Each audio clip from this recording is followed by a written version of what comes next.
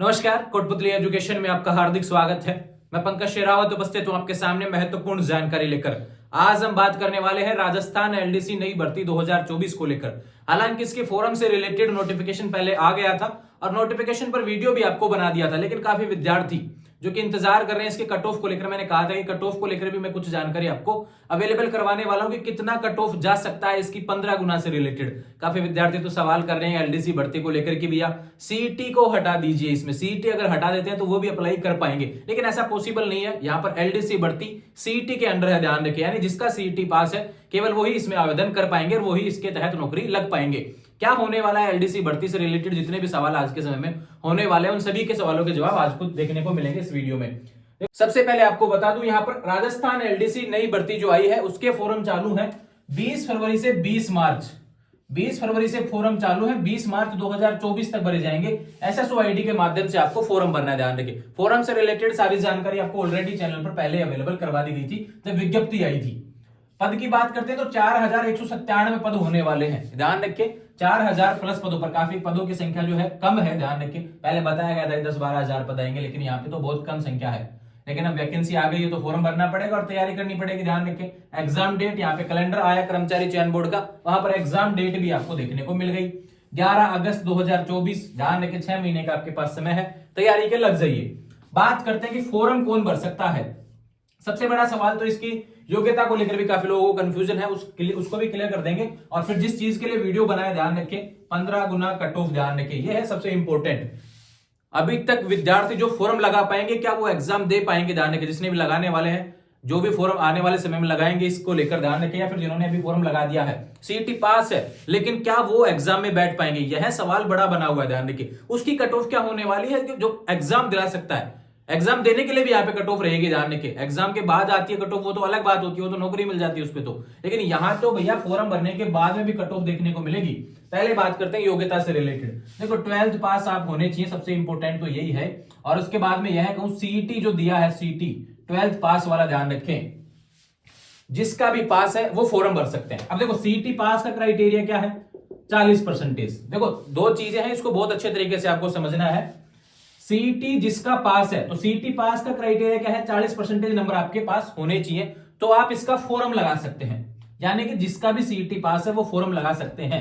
लेकिन एग्जाम कौन देख सकता है, एग्जाम कौन दे सकता है, सवाल यहां पे अटक के आता है। उसमें बात करते हैं कि जितने भी पद है ना भैया, उसके 15 गुना।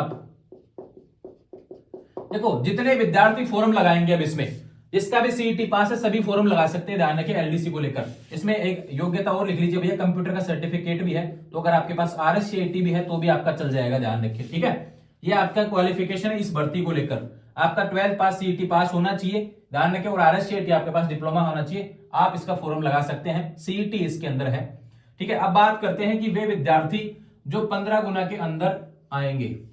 अब 4197 पद है, इसके 15 गुना की करते हैं तो यहां पर 62,955, ध्यान रखिए। इतने लोगों को क्या किया जाएगा, पास किया जाएगा।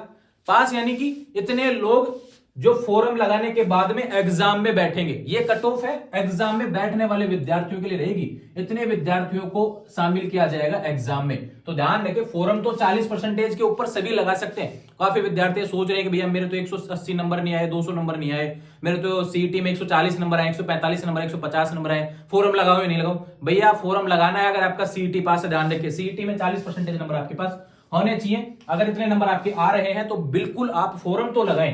क्या पता कट ऑफ कम चल जाए, किसी के कहने से क्या होता है, ध्यान रखें। अगर मैं बता रहा हूं, मान लो आपको बता दिया कि भाई 160 कट ऑफ रहेगी, और सपोज दैट इससे 5 कम चली गई, तो इसलिए कह रहा हूं फॉर्म तो लगाएं, फॉर्म तो लगाएं भैया। ओटीआर करवा रखा है, कोई पैसा लग ही नहीं रहा है, ध्यान रखें। वन टाइम रजिस्ट्रेशन आपने करवाई रखा है, एसएसओ आईडी के माध्यम से फॉर्म भर देंगे।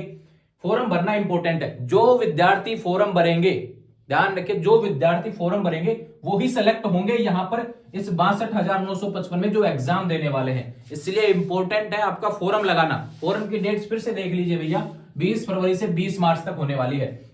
अब बात करते हैं कि इन लोगों में शामिल होना है हमें, तो एग्जाम देना है, तो इसके लिए क्या कट ऑफ लगभग होनी चाहिए, अंदाजा बता रहा हूं, ध्यान रखें। मुझे लगता है लगभग यहां पर जिसका भी 165 नंबर प्लस, ध्यान रखें, ये जनरल के विद्यार्थियों की बात कर रहा हूं, अगर जनरल के विद्यार्थियों का 165 नंबर है, ध्यान रखें, तो बिल्कुल आप यहाँ पर सेफ होने वाले हैं, ऐसा लगता है ध्यान रखें। क्योंकि पिछले समय में थोड़े समय पहले राजस्थान पुलिस का भी देखा कट ऑफ, जूनियर अकाउंटेंट का कट ऑफ देखा, यहाँ पे कट ऑफ थोड़ी सी ज्यादा रहेगी क्योंकि एक तो 12th पे रह गई, ध्यान रखें, ये इसका पेपर लेवल भी थोड़ा सा कम था, ध्यान रखें। दूसरा बात करूं पदों की संख्या भी, और यहाँ पे पास भी ज्यादा हो रहे हैं विद्यार्थी, ठीक है, बाकी लोगों से तो ज्यादा विद्यार्थी यहाँ पे पास हो रहे हैं, तो कट ऑफ को थोड़ा सा अंतर देखने को मिलेगा। अगर यहाँ पे संख्या कम होती तो बिल्कुल कट ऑफ और भी ज्यादा देखने को मिलती। बात करूं ओबीसी की बात करता हूं तो लगभग 160 के आसपास मान लीजिए, और SC ST की बात करूं तो भैया 157-58 के आसपास आप मान लीजिए। ध्यान रखिए ये इंपॉर्टेंट है, अगर आपके इतने नंबर आ रहे हैं तो बिल्कुल आप इसमें शामिल रहने वाले हैं। ये आप संभावना है, ध्यान रखिए, केवल है ना, ध्यान रखिए केवल संभावना है, एग्जैक्ट नहीं है, वो तो बाकी जब लिस्ट आएगी तब बता दिया जाएगा।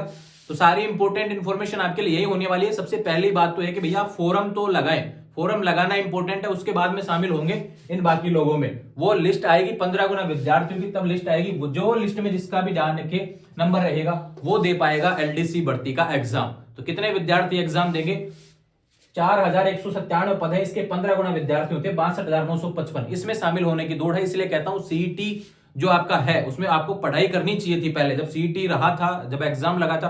बहुत वीडियो मैंने डाले थे, इसलिए कहा था भाई CET को पढ़ लो, इतनी 15 वैकेंसियों में यहाँ पर CET रहने वाला है। आज देख लो भारी पड़ गया CET, इसलिए कह रहा हूं अब आने वाले समय में CET रहेगा नहीं रहेगा वो गवर्नमेंट पे डिपेंड करता है। हम तो चाहते हैं कि CET नहीं रहना चाहिए, क्योंकि अब सीमित लोग यहाँ पे एग्जाम दे रहे हैं, वही लोग सारे एग्जाम दे रहे हैं जो बैठे हैं जिन्होंने CET पास नहीं हो, ध्यान रखें। इसलिए CET हटना चाहिए। अगर समय पे हर साल आयोजित होता है तो बिल्कुल CET सही है, अगर समय पर आयोजित नहीं होता है तो बिल्कुल CET खराब है, ध्यान रखिए। इसलिए मैं आप सभी के साथ में हूं, ये जो इंपॉर्टेंट इन्फॉर्मेशन थी LDC भर्ती को लेकर आपको बता दी है। मैं फिर बस ये इसी चीज के लिए वीडियो बनाया कि कोई विद्यार्थी यह ना सोचे कि मेरे CET में कम, पास तो है CET लेकिन मेरे नंबर कम है, मैं फॉर्म लगाऊं या नहीं लगाऊं। तो बिल्कुल भैया फॉर्म तो लगा देना, फॉर्म लगाने का पैसा नहीं लग रहा है। OTR आपने करवा रखा है, नहीं करवाया तो करवा लेना, तो आने वाले समय में काम आ जाएंगे वहां के पैसे। तो इसलिए कह रहा हूं फॉर्म लगाना इंपॉर्टेंट है। मैं चाहता हूं कि आप सभी इस एग्जाम के लिए शामिल हो जाएं, जुड़े रहेंगे चैनल के साथ, चैनल को सब्सक्राइब करें, और LDC भर्ती से रिलेटेड आने वाले समय में जो भी अपडेट्स रहेंगी चैनल के माध्यम से देखने को मिलेगी। सिलेबस इसका ऑलरेडी टेलीग्राम पर आपको अपलोड कर दिया था, फिर भी कोई सवाल है,